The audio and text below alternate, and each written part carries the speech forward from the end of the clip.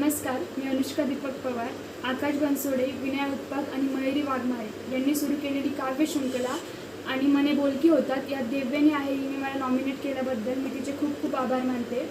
आणि मी आज माझी स्वरचित कविता माणुसकी ही सादर करणार आहे. आज रस्त्यावरून चालताना सहज मनात विचार आला, माणूस माणसातूनच हरवून कुठे बरं गेला.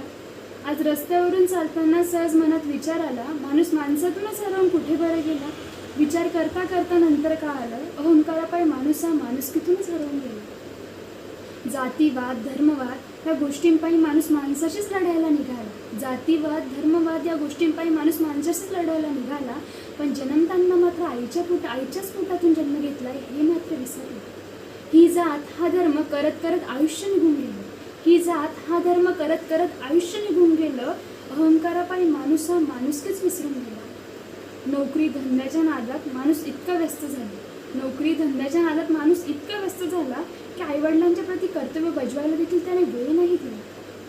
प्रगतीच्या मागे चालता वेळ निघून जातोय. पण या जीवनात आपलं कोणीतरी आहे हेच तो विसरतो. पैसा, गाडी, घर आता सगळं झालं, पण माणसाचा अहंकार मात्र तसाच राहिला. अरे माणसा, अहंकार करता करता तू एक मात्र विसरला.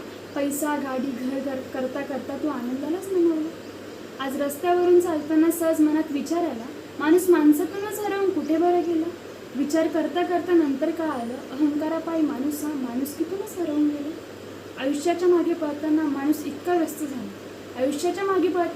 इतका व्यस्त झाला, सुख दुःख ह्या गोष्टींनाच तो मुकावला.